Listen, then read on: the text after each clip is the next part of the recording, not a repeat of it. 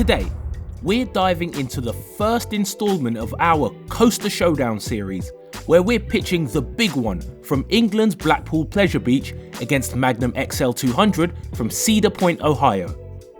I've ridden both these coasters multiple times, and I can tell you that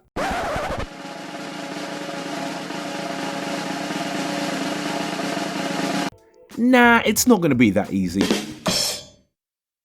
You'll have to wait until later in the video to find out why Magnum wins. Anyway, hello and welcome. If you stick around and find yourself enjoying this video, you can leave a thank you by hitting that like button or feel free to subscribe to the channel. Right, let's get into it. Let's start with the big one. Soaring over Blackpool since 1994, this aerodynamics coaster was the brainchild of the late Sir Geoffrey Thompson's after taking a ride on Magnum XL-200 over at Cedar Point. We ended up at a park called Cedar Point in Ohio, and they had just built the first steel roller coaster, which was of a entirely new generation, a mega coaster. This was 200 feet high. And early one morning, before the ride was open to the public, I went on the ride, in the front seat actually, with members of their maintenance crews. And I went down that first step, and it was just a revelation. It was, in a way, sort of like a sort of vision on the road to Damascus, you might say. And I said, we've got to have a roller coaster like that at Blackpool Pleasure Beach.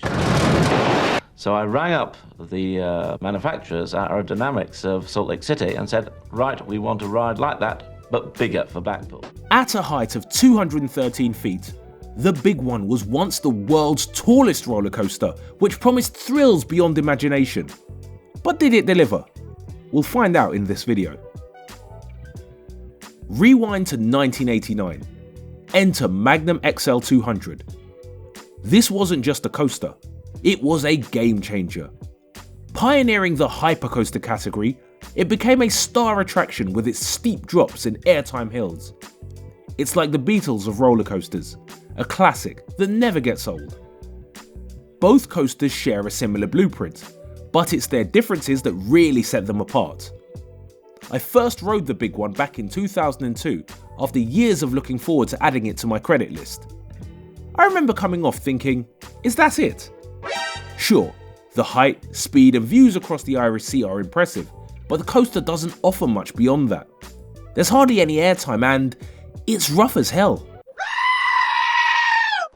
So, when I headed out to Ohio in 2010, knowing Magnum was the inspiration behind the big one, my expectations were pretty low, especially considering the seemingly more impressive offerings at the park like Top Thrill Dragster, Gatekeeper, Raptor and the like. So how does Magnum stack up against the big one? Well, in short, they're a world apart. Magnum's smooth transitions and airtime hills deliver joy and exhilaration from start to finish. I couldn't believe how different the two experiences were. I mean, just take a look at these two pictures of the airtime hills. I'm no engineer, but looking at these two, it's hardly surprising which one offers the better experience. Don't get me wrong, while I'm personally not a fan of the big one, I do appreciate what it contributed to the UK coaster scene when it opened in 1994.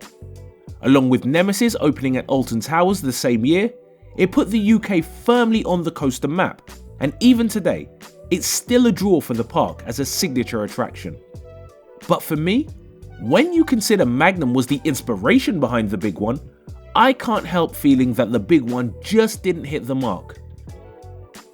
But what do you think? Have you been on the big one? If so, let me know in the comments below what you think of it. Thanks for watching. I'll see you on the next one.